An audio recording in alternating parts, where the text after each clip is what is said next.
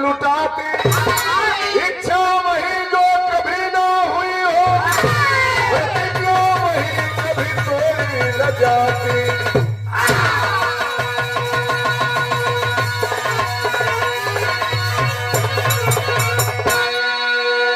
बेटा वही नाम खुल की बढ़ावे। गोपाल नगर गांव के लोग ये धरती पर बेटा हुए लायक बाम कि बाबू की लगे 10 कट्ठा जमीन रहल, बेटा कमा के 1 बीघा कर दिहलस। बाबू गरीबी में मड़ई टाटी बनवालन, बेटा कमा के महल बनवा दिहलस। उहे बेटा है धरती पर लायक बाम। नारी वही जो पति को महे समझे। ये धरती पर हमरे घर के आप घर के मेहरारू है नीमन बाप जवन अपनी पति के भगवान मान के सेवा करे। उलंगड़ होके, लूल होके, कान होके, कोतर होके। इच्छा वही जो कभी ना हुई हो, प्रतिज्ञा वही कभी तोड़ी न जाती। फिर हम एक लाइन गजल के तर्ज में मास्टर कौन है?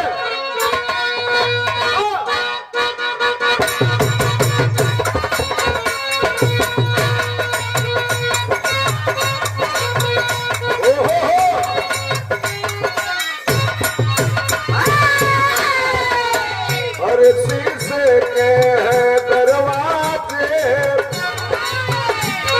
तनी पर्दा लगा हुआ।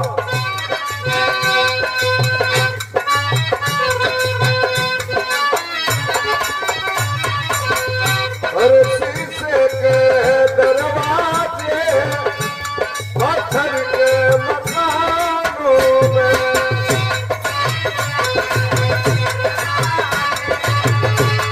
पत्थर के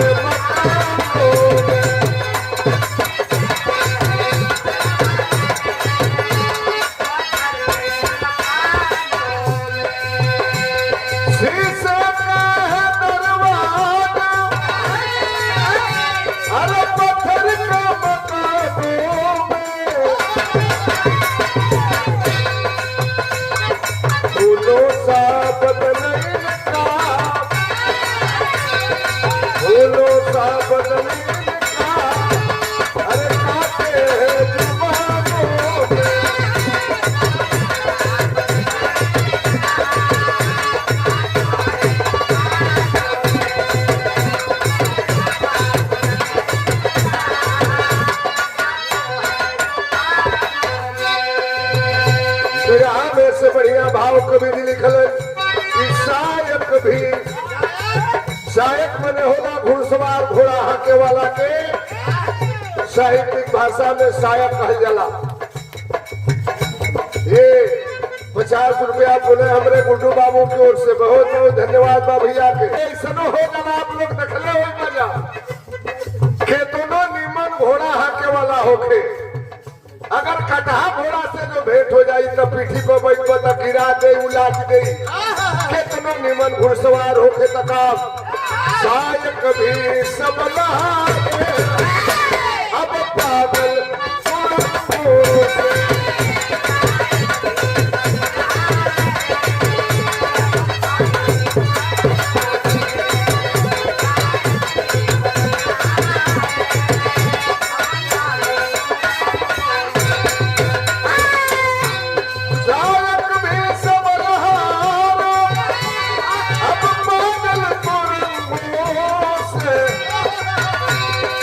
जाता सपेरा भी, जब जाता सपेरा भी तुम्हारे घुटनों से।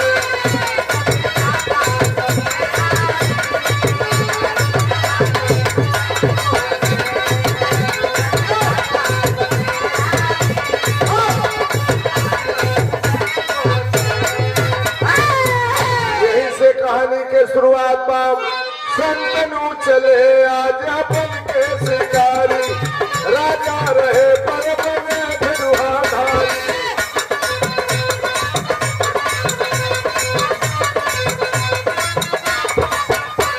मिला ना हिरन कोई जंगल के पीछे, गए पहुंचे एक पहाड़े के नीचे।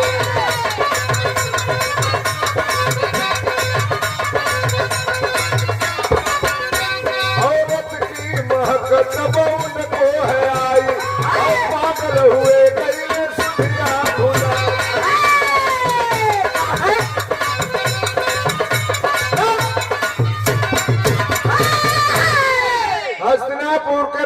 संतनु नरेश मन में आईला शिकार खेले चलब, घोड़ा पे बैठला, घोड़ा के लगाम पकड़ ले, हिनहिना घोड़ा लेके जंगल में पहुंचल, कौनो शिकार ना मिलल। राजा के बड़ी जोर से प्यास लगल, और राजा के जब प्यास लगल तो आदमी कहलन कि की बल गावत, की बल धावत, की बल घोड़ कुदावत।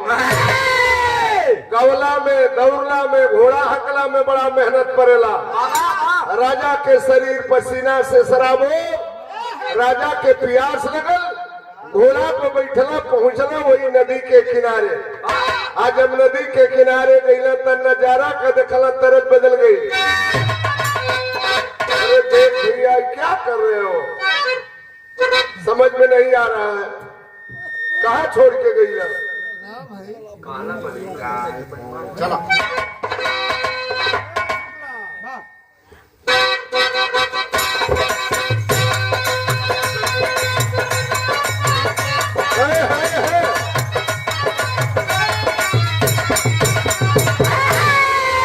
रामदेव गुरु से जब हमनी के बिरहा होके, रामदेव गुरु अपने जवानी के आलम में धुन के बड़ा पीस के गाँव, पीस के जबान से पीस के गाँव में, अरे सरंगिया वाले कडेरावा, सरंगिया वाले कडेरावा, अरे पता ही तेरा छोटा की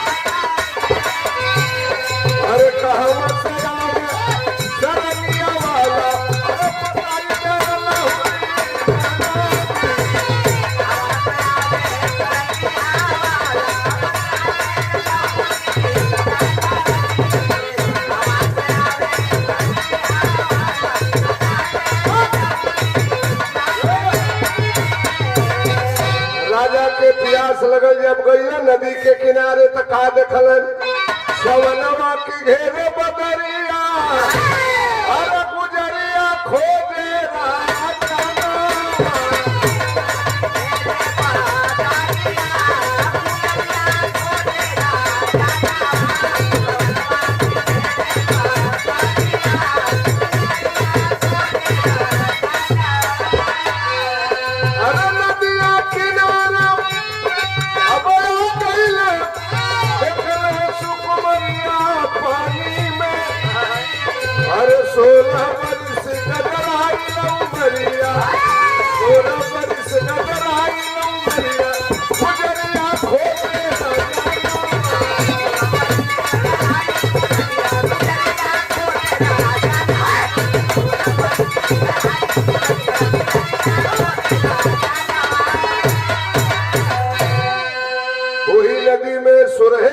बरिस के बोले की नैया पर बैठ के नैया के खेवत रहे, राजा के नजर पड़ल वो मलाह के लड़की के ऊपर, वो मलाह के लड़की के सूरत राजा के दिल में धस गई। राजा देखला, राजा की उम्र कितना रहा? 70 बरिस, लड़की के उम्र 16 बरिस। राजा देखला कहला रे लड़की तनी नैया के रोक दे। मलाह के लड़की नैया के रोकलस, नजर घुमा के देखलस सीता हस्तिनापुर के राजा हुआ। कहिए राजा कुशल क्षेम बताइए। राजा कहला हमार हाल चाल ठीक बा, बड़ी जोर से प्यास लगल बतनी हमके पानी पिया दे। कहला सरे राजा भर नदी पानी बा, हम ही पिया तो पियबा। बरियाइयो तू करत भर भर भर भर फेंकत पानी रहल। है ओ हो ऐसने फूलल फूलल गाल माँ बड़ी खूबसूरत बाई माल। ए मुसाफिर बाल पर्दे में रहे, बड़ा तोहरा भूख लगा बेरा से खईबू तक लगी, बेरा से टाइम से पहले खा लेला, नहीं तो गैस बन जाये बाद में खैले पर। पहले जे खा लेला वो ठीक रहला, बाद में जो खाला ओकर बाद में पछताए के पड़ेला। ये 100 रुपए का पुरस्कार बाबू की ओर से और हमरे गुड्डू बाबू के बहुत बहुत धन्यवाद। सबके नमस्कार प्रणाम बा। कल सरे राजा नदिया में पानी बा पी लेता, कल के अपनी हाथ से तनी हमके पानी पिलाते। राजा की नजर में वो मलाह के लड़की के सूरत हंस गई, पानी पियोलस। राजा कहला तनी नैया पर बैठा के नदिया में तनी हमके झिझरी खिला दे। सोचले सुमला के लड़की झिझरी खिलाई तो राजा खेवा में कुछ देवे करी है, वही नदी में झिझरी खिलावे लगल। तरस बदल गई मास्टर।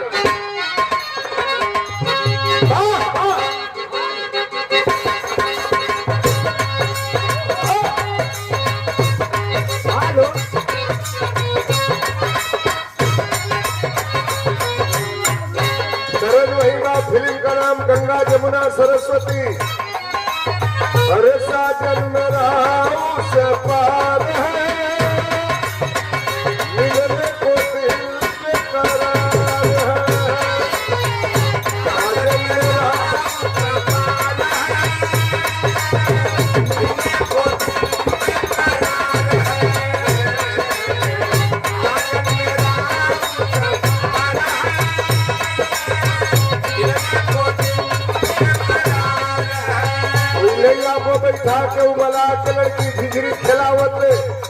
राजा बगल में बैठल हो, वो कहला रे बाबा क्या बात है। अरे नैना शराबी तलवार पा, छतिया पलट कर दुनिया नार पा। नैना शराबी तलवार पा, पलट कर दुनिया नार।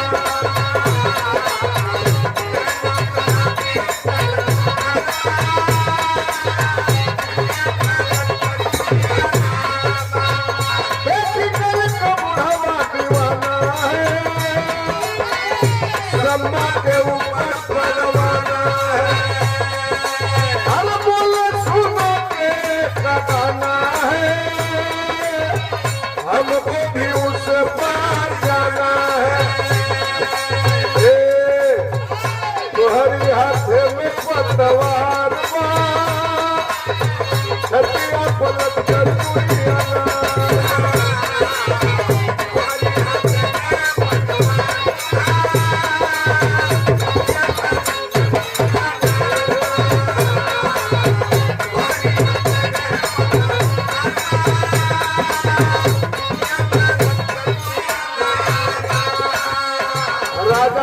सूरत के देख के एकदम पागल हो गई। नदी के ऊपर ले गई बलुआ रेता पर राजा बैठ के खरबूजा हिरमोना खैला। कहला तनी एक बेर और नैया पर बैठा के बीच धारा में लेके चल। हर नदियों के बीच चले आए भाई का प्यार ही बताए।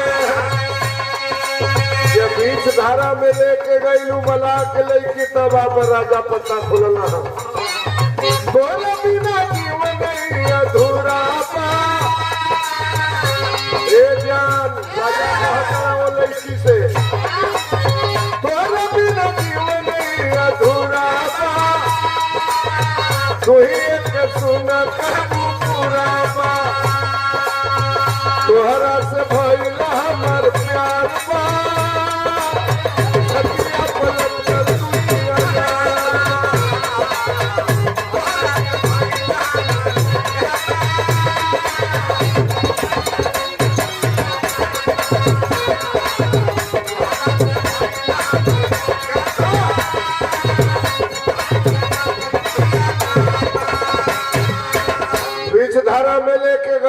राजा तब अपन पत्ता खोलना है कि नहीं आके रोक दे रोकलस का राजा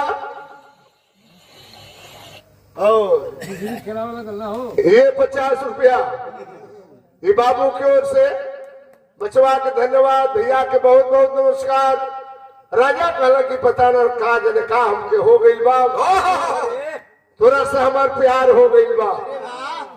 मला के लड़की सुनलस गलस राजा आप क्या कह रहे हैं आपके उम्र 70 बरिस हमार उम्र 16 बरिस। राजा कहला कि प्यार में उम्र ना देखल जाला न जात न बिरादर न मोट न पातर 17 बरिस 23 बरिस ना देखल जाला क्या हो कि हम बनी 17 बलमुआ 23 साल के माई रे जवनिया राखी खतरा में डाल के जब लिखा गई तो खतरा हो हाँ चाहे बूढ़ हो जवान हो पाई तो अपन छोड़ी की ध के मकोटी बूढ़ होखे या चाहे जवान होखे हाँ खाजा फोड़बे करी दर्द है था छोड़ ए भैया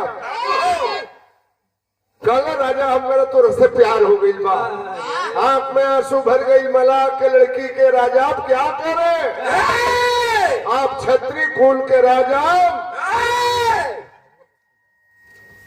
हम जात के मला के बेटी राजा आप क्या कह रहे हैं कहला कुछ ना अगर ब्याह ना करबे तो नदी में कूद के जान दे दे। कहला राजा मरहू पर तैयार हो गई कहला ठीक बा राजा हस्तिनापुर के गद्दी सुनी हो जाएगी काहे कमुआब जब तुहार ब्याहे करे के मन बा तम ब्याह कर ले लेकिन हमरो एगो बात सुन लो अरे यहाँ कौन बा मास्टर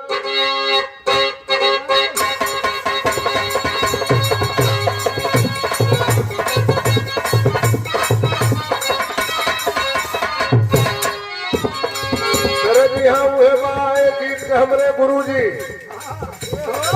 श्री काशीनाथ यादव एमएलसी साहब समाजवादी सरकार में 18 साल एमएलसी रहे कैबिनेट मंत्री भी रहे हमारे गुरु काशीनाथ एमएलसी साहब गाँव अपनी जमाने में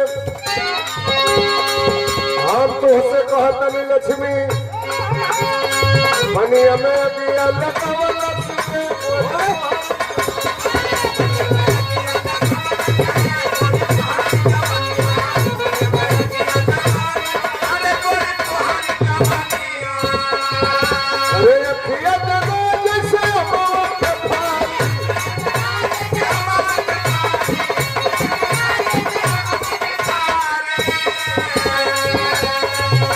रख दियते मुआ वाला सिरे गोरी कोहरी जवनिया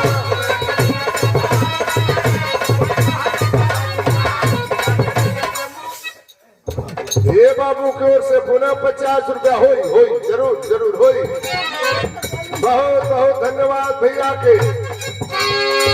मला के लड़की कलश राजा आप शादी करना चाहते हैं हम तो मला के छोकरिया हो कैसे हो सगरिया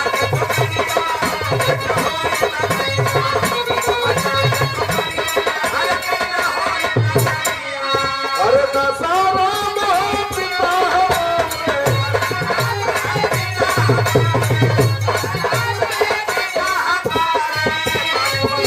अरे मालिक बन बैठे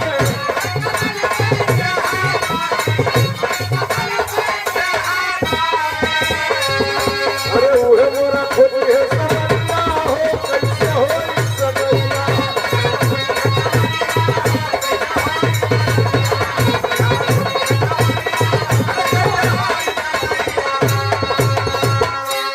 से राजा हर लड़की के मलिकार ओकर बाप होला लड़की जब सियान हो जाले तब बापे जाला लड़का खोजे खातिर के हमारी बाप के नाम दशहरा मल्लाह काहे खातिर के जान देबा राजा आप राजा है हस्तिनापुर के हमरे बाप से जा राय में सवेरा कल हमार बाबू तैयार हो जाए हम तो से ब्याह कर ले। राजा सोचले जब एक मन हो गई बाप करी बाप के मन कहे ना हो हम हस्तिनापुर के राजा है नवरिया जा किनारे पर लगी नवरिया जा किनारे पर लगी राजा हुआ न बूढ़ी बाबू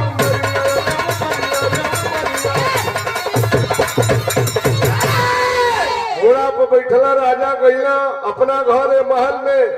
रात बीतल हो सवेरे घोड़ा पर बैठला पहुंचला मल्लाह बस्ती में, जहां दासाराम मल्लाह बैठ के अपनी दुआरी पर मड़ई टाटी में जाल बीनत रहल।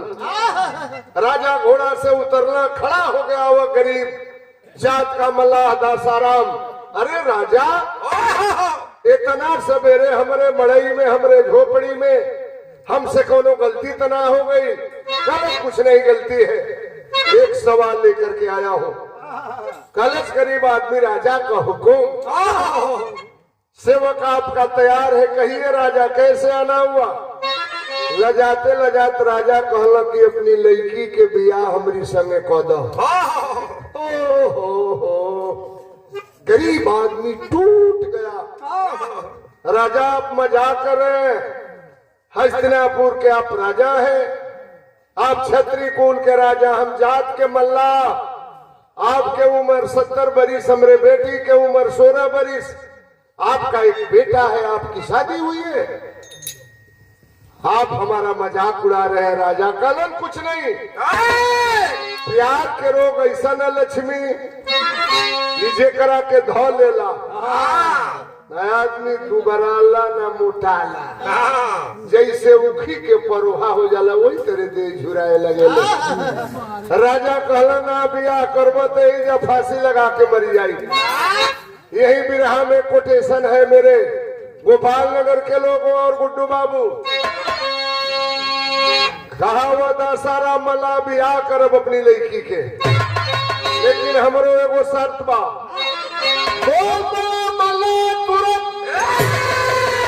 शादी तो है मंजूर मुझे, मगर बेटी का बेटा राजा हो या संत बड़ी मशहूर तुझे।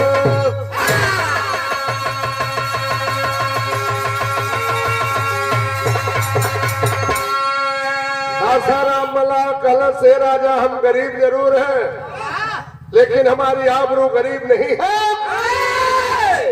एगो शर्त पर अपनी लड़की के ब्याह तोहरी संग करब कि हमारे बेटी या तोहरे संपर्क से जवने लड़का पैदा हुई उहे हस्तिनापुर की गद्दी के राजा हुई। अवाक हो गए राजा, नहीं, मेरा एक बेटा है जिसका नाम है देवव्रत, अपने बेटे से घात नहीं करूंगा, नहीं करूंगा शादी।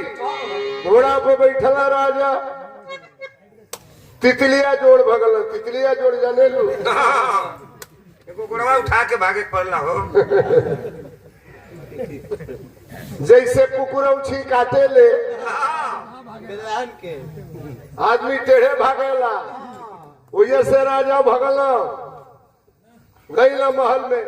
ये भैया कम हो जाता है, तू महल में जाता हो वही में। हेलो हेलो सदा होता ऊपर वाला देखा ये कर लीड कौन बा मशीन तो भाई भी है। हेलो हेलो, हाँ ठीक।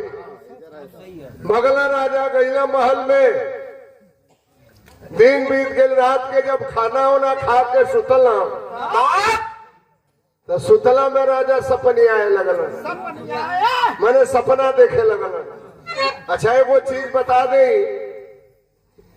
ये लगभग ये सबके ऊपर बा, ख्याल करी है जा दिन में अगर कोनो बढ़िया मेहरारू लौकई तो जब सुतबो तो सपना में जरूर लौक, जंगिया बिगाड़ी जरूर। कोनो बढ़िया घोड़ा लौकई मन में बसा ले बताऊ सपना में जरूर लौकी। हाथी लौकई सपना में, हाथी लौकी जरूर। राजा जब सुतला है तो सपना देखे लगलन।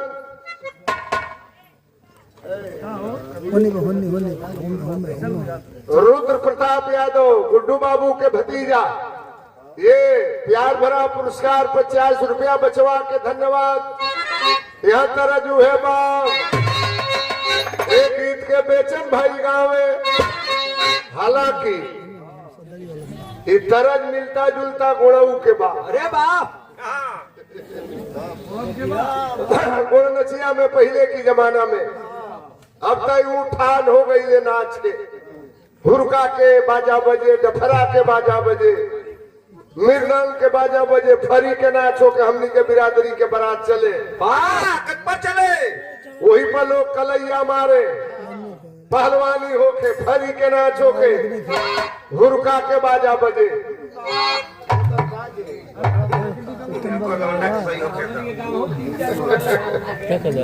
ए भैया बाबू हो जब हुरका के बाजा बजे, डेहताल बजे, वही पर छरक के लंगूडा नाचे। कैसे नाचे?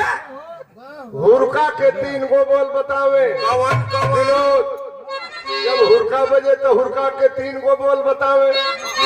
इतनी तहु के दे, तनी तहु के दे, गोली के निकल, अब ना मिली किरासन से,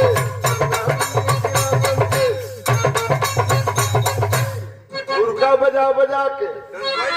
अच्छा पहले के पुरनिया जवन कहला गुड्डू बाबू मेरे देखे के मिलता, अब ना मिली किरासन तेल। पहले के पुरनिया गवला में जमाना में सरकार में ससुर किरासन तेल देखे के नहीं मिला। सही वो जमाने के गवलन गुणऊ नाच में एक गीत के गुण बिरादरी के लोग आवे। अरे गवना गवना करवला पियावा घर ओए बैठावला।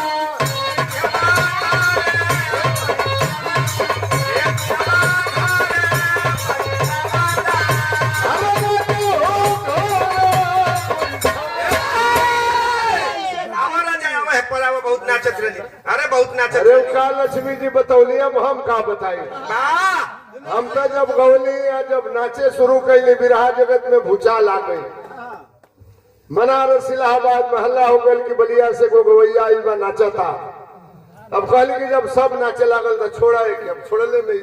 ना ना धैर्य रह बाबू, रहे तो पाने जी रहे। अरे आज भर ढील दो।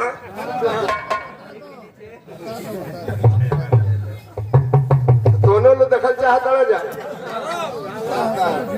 उगड़ऊ नाच में देखा लक्ष्मी देसी पीसिया हम उन्हें ना जाइला। आई नाच ना हो, ये हमनी के माटी का, ये धरती का ही गीत है, धरोहर है। पहले के जमाना में जब हुरका बजे, डेढ़ताल बजे, वही पलंगुडा छरक के नाचे। कपार पर से चरा के ऐसे, अरे वाह वाह, अचरा की कोना के ले आके बगल में खोस ले। वाह बारह चनर पे मौसी वाह।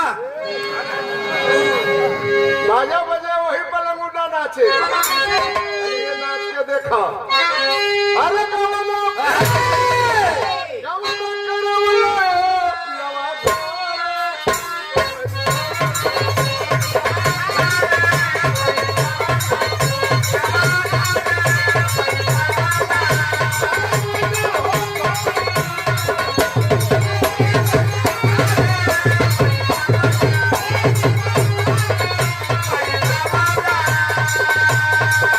गुड्डू बाबू की ओर से ये 100 रुपए का पुरस्कार गीत पर नाच पर।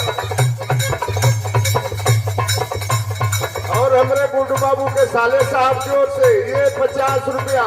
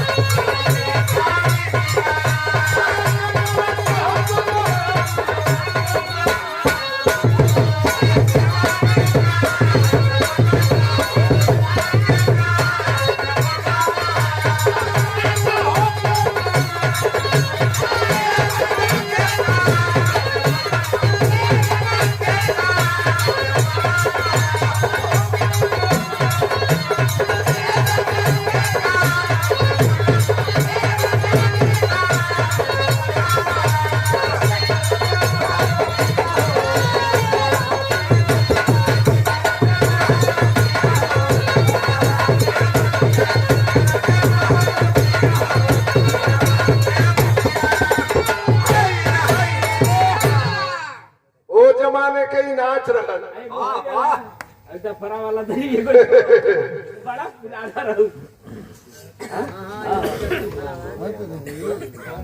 डफरा वाला बाबू राम बाबू यादव जी की ओर से 50 रुपया और 50 रुपया। नानू यादव भैया की ओर से बहुत बहुत नमस्कार। और शिव नरेश यादव जी की ओर से ये 50 रुपए का पुरस्कार। डफरवा हो जा। हमरे गुड्डू भैया के मन में कितनी डफरा वाली बता दो। ये विराह में केहू के ही बेरा करी।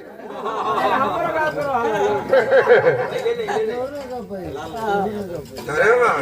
और लाल बच्चन यादव जी की ओर से 50 रुपया। पहले के जमाना में जब अही बिरादरी के बारात चले, कट चले गौना के बारात, दुल्हा के परछौना घोड़ा पर बैठा के होके नाना गधा पर होके तो बाभन हुआ। हम अपने बिरादरी के बात करते। तोरे बिरदरी कहूं करते जब हुरका डफरा बजे तो हमन के पोशाक करे लौंडा का आज के लड़की दुपट्टा ऐसे लगा के चले। अरे वाह। अरे तो लेबू ऐसे लोग लगा के चलन। पहलवान आदमी ऐसे चलेलन। अरे वाह बारे पहलवान वाह। लेकिन वो डफरा के नाच में लंगड़ा गमछा के ऐसे देखा, ऐसे देखा। बारे चौधरी वाह। और दोनों हाथ में झाम ले ले, ऐसे झाम ले ले। वो जमाने में जब पुरानी आदमी हुई डफरा के नाच देखले हुई, याद हुई। देखे विनोद दोनों हाथ में डफरा है, झाम ले ले। आज डफरा के जब बाजा बजे तब गावे लोग अरे कवनी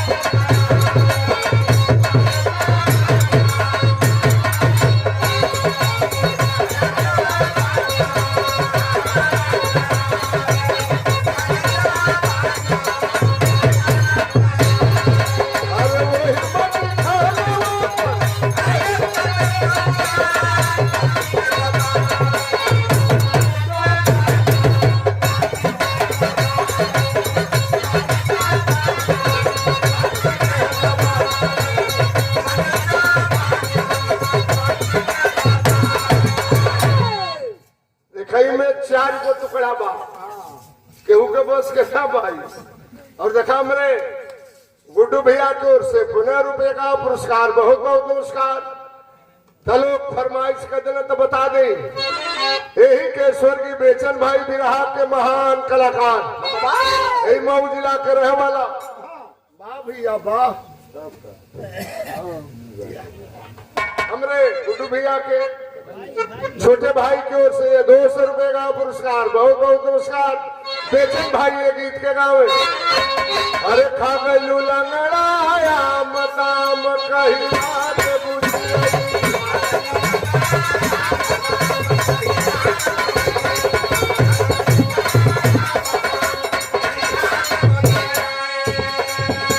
एक लाइन हम गाइला लक्ष्मी, अरे हम है मजनू के यार प्यार बताएंगे।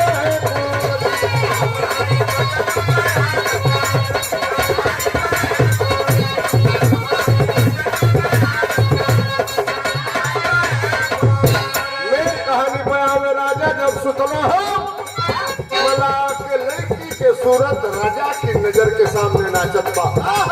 अरे रतिया में देखे खुआ गया तो करेगा।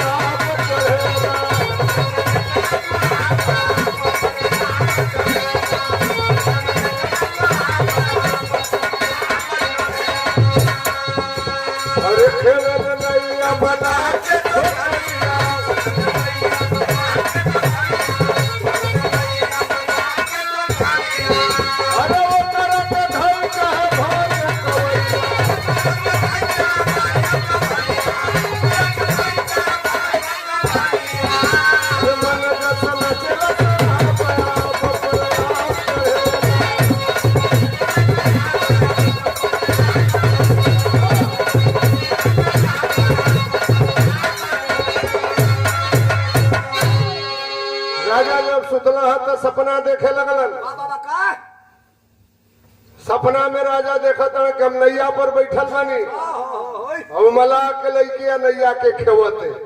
अच्छा सपना में हट्टे पटलऊ के लाई सबके जीवन के कहानी बा। सपना में आदमी सुतला तो हट्टे पटलऊ की राजा सपना में देखा था वो मलाह के लड़की कोई नैया में पटक दिल बनी। राजा सपना में ही हो देखा था कि ओकर सगरी कपड़ा उतार दिल बनी। तोले इन मौके पर राजा का धोती है बिगड़ गई। मुसाफिर बात पर्दे में रहे से बहुत पर्दा में बतियों लोग पूछा वाला नहीं। जैसे चोरी हत्या पाप खुले आप यहाँ पे लोग बतावेला कि छिपौले छिप ना सकेला। बगल में उनकर लड़का थे ऊपर सुतर नींद टूट गई। राजा के नींद टूटल। अरे बाप रे बाप दादा हो दादा जान गई हो गई। नींद टूटल में राजा को लड़की के याद में तो 3 गो चीज छिपौले छिपेला ना चोरी हत्या पाप। कैसे एगो राजा के लड़की के बियाह होत रहा लक्ष्मी। देश के राजा महाराजा जुटा रहलन। तबे घड़ी तो भाई जयमाल विधि से बियाह होता। पहले पर्दा की आड़ में बियाह हो गया। पर्दा की बगल में लड़की रहले बगल दुल्हा। संजोग से राजा के लड़की के हवा खुल गई। हो जाला बैठो यार अली सुता तनु करिहाई में दर्द नहीं कर उमरिया ना ढेर बा हफ्सूल खिया था हफ्सूल। अफसूल मने हाँ कप्सूल का बोर भाई है। अफसूल हाँ। अरे बाबा ब्याह उतर राजा के लड़की के जोर से पहुंच दे हवा खुलल। अब राजा ब्याह चकित लड़की शर्मा गई। बगल में नौनिया बैठा रल पट के खड़ा हो गई। देखा कैसे राजा के लड़की के इज्जत बचावते हैं। पट के खड़ा हो गई पेट मले लागले भैया कई गो बारात में जाए के पड़ता। कई घर के खैले हटर पटर मसालेदार सब्जी मिलता। हमार पेट गड़बड़ा गई। मैंने ये बता दिया कि हमार हवा खुलल है राजा के लड़की के ना खुलल है। कई घर के अनाज खाए के बाद पेट गड़बड़ा गई बा। हमार बता दिया कि हमार हवा खुलल बा। राजा हीरा के हार पहले रहलन। नौनिया हमरे बेटी के इज्जत बचा दिलस। वो हार के ले जाके नौनिया की गला में राजा पहिरा दिया। पर्दा की आड़ में भी राजा के बेटी गला है। इतना देखा था नौनिया से में हीरा के हार लेके चल जाले। अलग हार लेके चलिए जाई। पर्दा से बाहर भाई राजा के बेटी गला सारा बदली हम हार लेके जाई नौनी। चोरी हत्या पाप कबो छिपौले छिप ना सकेला। देवव्रत उनके लड़का के जानकारी हो गई कि बाबू कई दिन से न बढ़िया से बोला था न खाता न बतियावता। जितना बुझाता कि इनके लफलेटिस के बीमारी धैले बे। बहुत सवेरे उनकर बेटा देवव्रत गईला दशहरा मल्लाह की दरवाजा पर जाके गोड़ लगल। कहा नाना गोड़ लागत नहीं। दशहरा मल्लाह देखलस कलस रे भैया हस्तिनापुर के राजा के संतनु के लड़का हुआ। हम के नाना काहे कहता कहला कि नाना कहला में राज बा। काहे कहता नहीं एक तनी सुन ला। हमरे बिरहा के आखिरी गीत बा।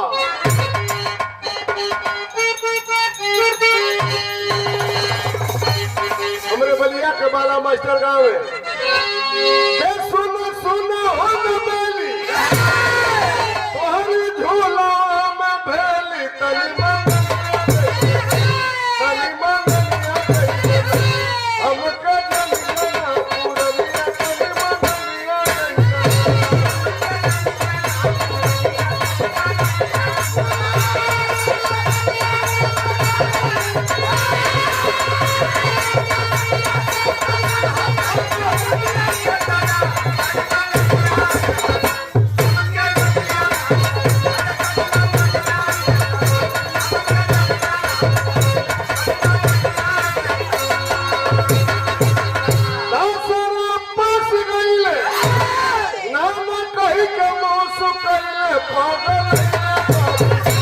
पागल मारी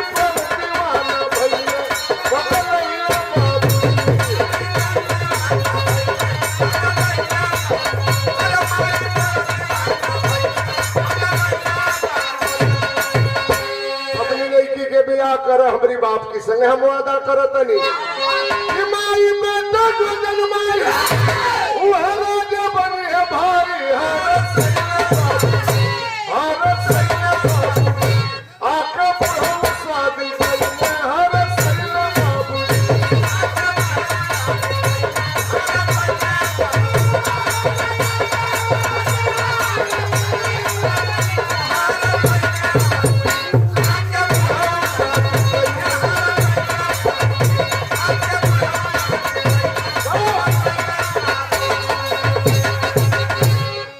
नाना ऐसे कहले कि अपनी लड़की के ब्याह कर हमारी बाप के संग हम वादा करतनी तोरे बेटी हमरे बाप के संपर्क से जौने लड़का पैदा हुई उहे हस्तिनापुर की गद्दी के राजा हुई। बाहरे बेटा अपने बाप की खुशी के लिए गद्दी का त्याग कर दिए देवव्रत।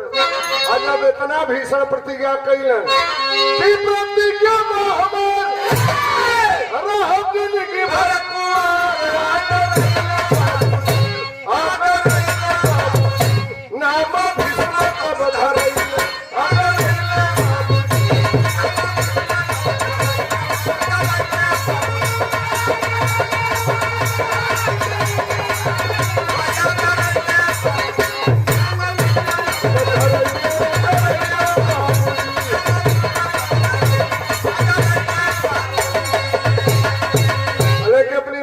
खुशी खातिर जिंदगी भर हम भी हवे ना करब। इतना भीषण प्रतिज्ञा कैला देवव्रत तब से उनके नाम बदल के भीष्म पितामह हो गया।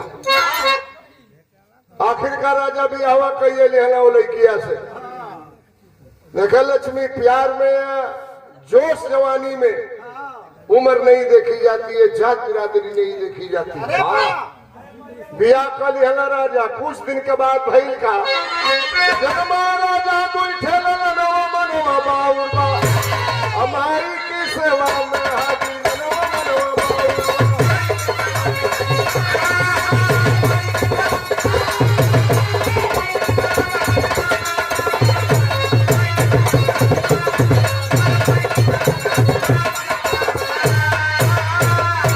बिया कहना संतनु राजा मलाह के लड़की से और मलाह की लड़की से दूगो लड़का भइलन।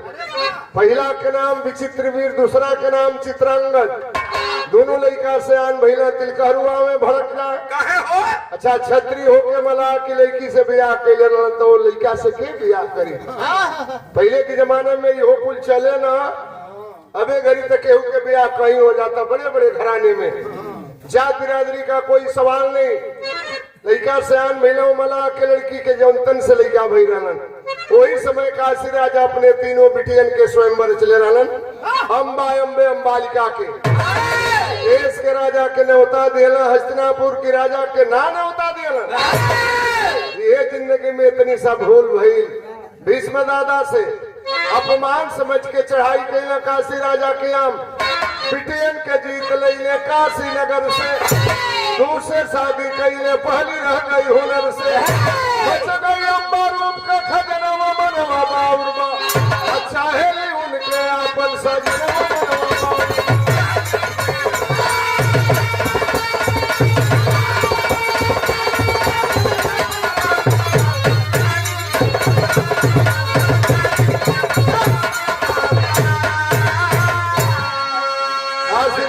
स्वयंवर से उनकी तीनों लड़किन के हरण करके लेके आ गई हस्तिनापुर में।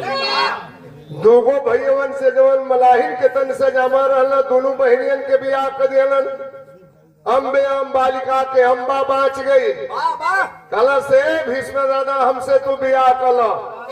भीष्म ने तो प्रतिज्ञा किया था कि बाप की खुशी के लिए और गद्दी के लिए जिंदगी भर हम भी हवे ना करब, कल शादी ना करब। कल सरे मऊग दास गईला हमारी बाप की स्वयंवर से तीनों बहनिन के हरण करके ले गईला।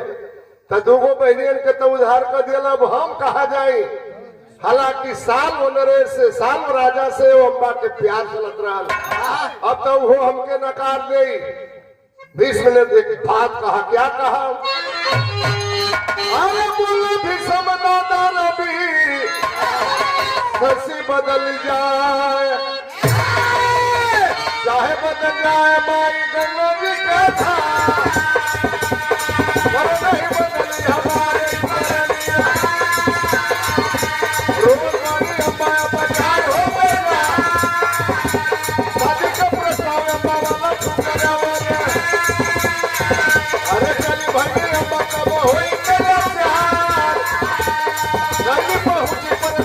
के नगरिया गुरु चला थारे दुधबरिया भरत समर में चला सारनिया अरे आखिर परशुराम गए चलो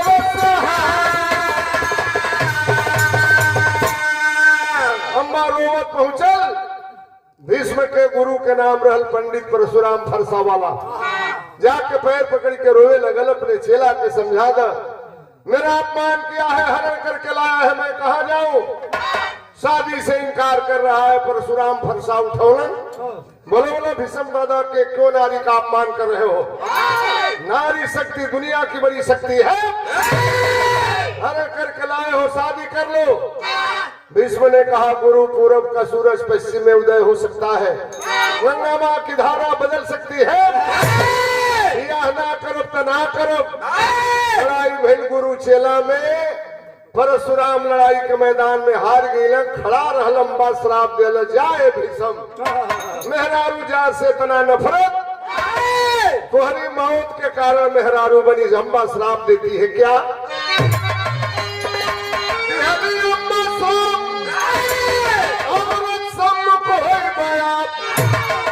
झुक जाएगा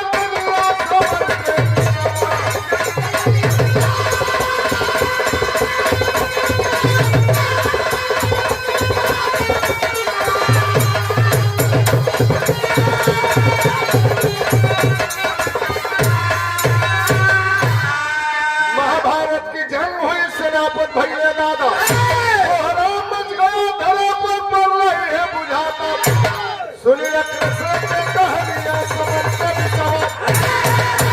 महाभारत की लड़ाई चलत रहल भीष्म दादा कौरवों की ओर से सेनापति बनाए गए थे लड़ाई हो रही थी बाणों की बौछार हो रही थी पांडव दल में खलबली मच गई अब भीष्म दादा से के लड़े जाई उसी समय हुआ क्या अम्बा बनकर हुई शिखंडी था ही लड़ाकर उसी भेष में आई दखले अम्बा के स्वरूप धनुआ सालनिया समर के बिचावा वही अम्बा दूसरे जन्म में शिखंडी बनकर के पैदा हुई लेकर हिजड़ा के रूप रहल अर्जुन के रथ पे आई भीष्म दादा अर्जुन की लड़ाई हो रही थी तनकी साहब अर्जुन के आगे आके छमके तनकी सा कर हिलवलस भीष्म दादा के नजर पड़ल अर्जुन के रथ पे औरत दादा तो प्रतिज्ञा के लिए रहन की लड़ाई के मैदान में अगर मेहरारू आ जाई तो हम हथियार फेंक दे ना लड़ हथियार डाल दिए भगवान कन्हैया माधव मुकुंद मुरली वाले ने कहा अर्जुन अब क्या देख रहे हो दादा ने हथियार फेंक दिया लड़ाई को फतह करो समर भूमि अर्जुन जी मारे बनन पर सैया धरती ऊपर भाई आसमान सब वाले करे है परनिया सब